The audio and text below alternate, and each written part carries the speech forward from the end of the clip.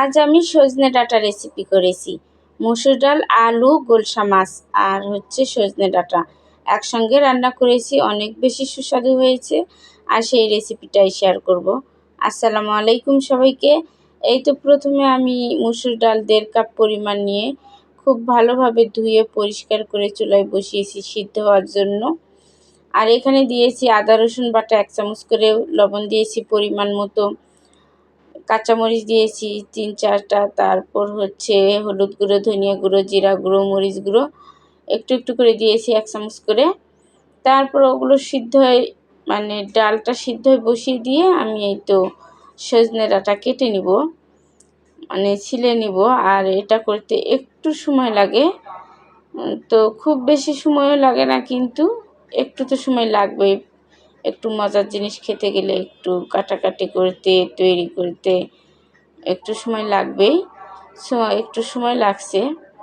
এই তো আমি কেটে নিচ্ছি, দেখতে দেখতে কিন্তু হয়ে গেল। এই তো কাটা হয়ে গেছে। আর সাথে আমি 2টো আলু দেব। আর শুধু শুধু সজনে ডাঁটা কিন্তু খাওয়া যায় না, 2-1টা আলু দিলে ভালো লাগে। খালিভাবেও রান্না করা যায়। আমি 2টো আলু দেব আর কি, সাথে আলু দিলে আমার কাছে ভালো লাগে, এই জন্য। এই তো আলু 2টাকেও আমি একটু লম্বা লম্বা করে সজনে ডাঁটার মতোই আমি কেটে নিলাম। এগুলো এখন আমি এই তো ধুয়ে ডালের মধ্যে দিয়ে দিব। ডালটা কিন্তু সেদ্ধ হয়ে গেছে। এই তো ভালোভাবে ধুয়ে নিয়ে আমি ডালের মধ্যে ছেড়ে দিলাম। এখন ডালের সঙ্গে একটু সেদ্ধ করে নিব।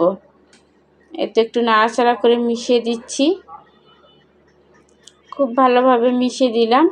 এটা এই চুলায় সেদ্ধ হতে থাক, রান্না হতে থাক। আর পাশের চুলায় আমি মাছ রান্না করে নেব, যেহেতু আমি একটু মাছ দিব। মাছ দিলে খেতে ভালো লাগবে। এই তো আমি গোলসা মাছ নিয়েছি, আর এই মাছটা খেতে কিন্তু ভালো লাগে দিয়ে। আর মাছটাকে আমি হাতে মাখিয়ে রান্না করে নিব, যেহেতু সজনে ডাঁটায় দিব, তাই আমি সব কিছু হাতে মাখিয়ে করে নিচ্ছি। মাছের মধ্যে মরিচ পেঁয়াজ দিয়ে দিলাম, তারপর লবণ স্বাদ মতো দিয়েছি, তারপর আদা রসুন বাটা, হলুদ গুঁড়ো, ধনিয়া গুঁড়ো, মরিচ গুঁড়ো, জিরা গুঁড়ো সবগুলো আর কি একটু একটু করে দিব পরিমাণ মতো। আর যারা রান্না করে তারা তো পরিমাণ জানে কতটুকু কতটুকু দিতে হয়। একটুখানি তেল দিয়ে দিলাম পরিমাণ মতো দিয়ে, তারপরে তো হাতে মাখিয়ে নিব।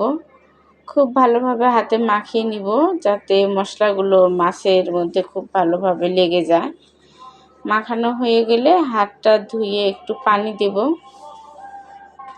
পানি দিয়ে চুলায় বসিয়ে দেব। এই তো আমি কিন্তু ভালোভাবে মাখিয়ে নিয়েছি, পানিও দিয়ে দিলাম।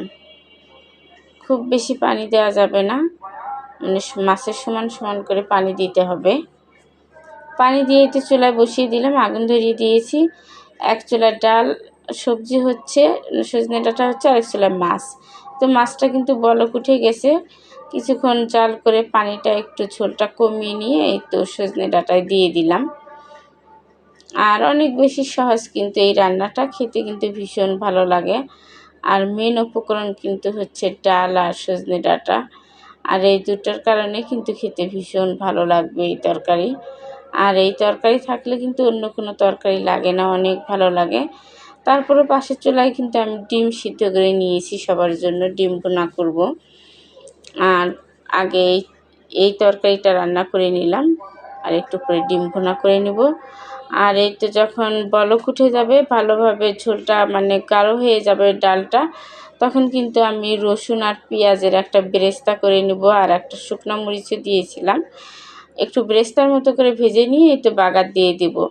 আর এই বাগারটা দিলে যে সুঘ্রাণ হয়, যে সুস্বাদু হয়, অসম্ভব মজা লাগে। আর অসম্ভব একটা সুঘ্রাণ তৈরি হয়।